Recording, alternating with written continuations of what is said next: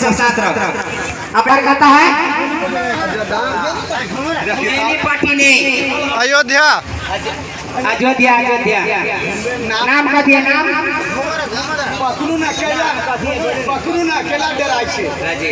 चलिए चलो घूम चलो आके घर कहता है नाम आके घर कहता है विकास आके घर कहता है नाम देवेंद्र या इधर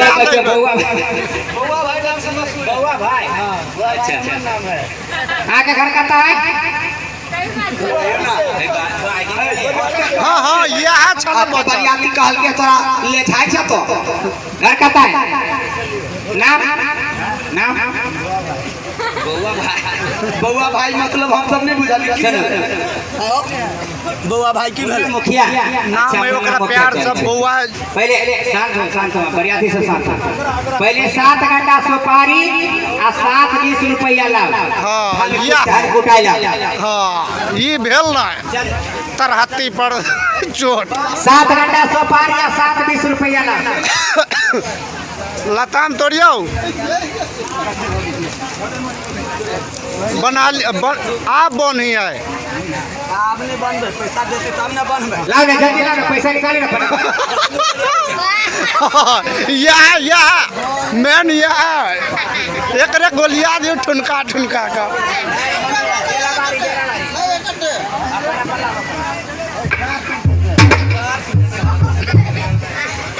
धान कोटा हो धान कोटा हो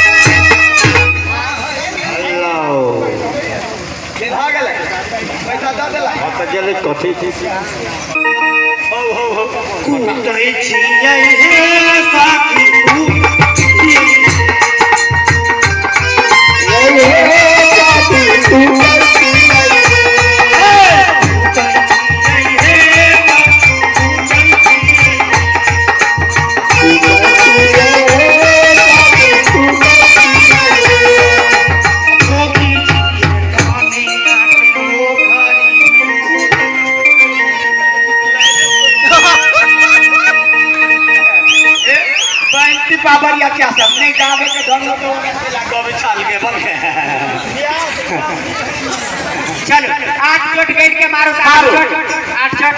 1 2 3 4 5 6 7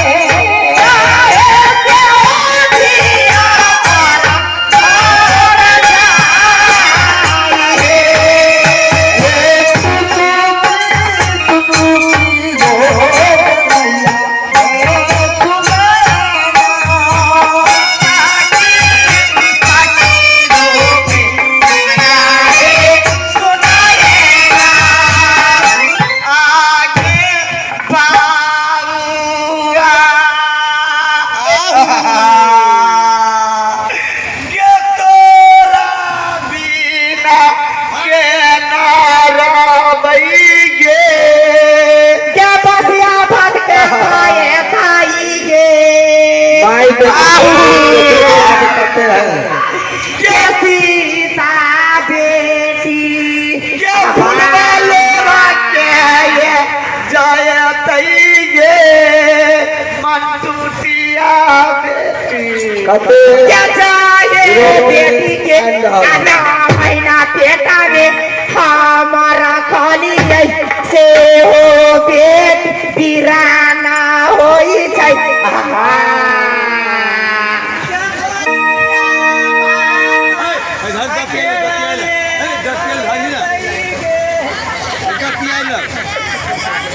पानी मारियो ना पानी ये उठाने के सोचे क्या भावुआ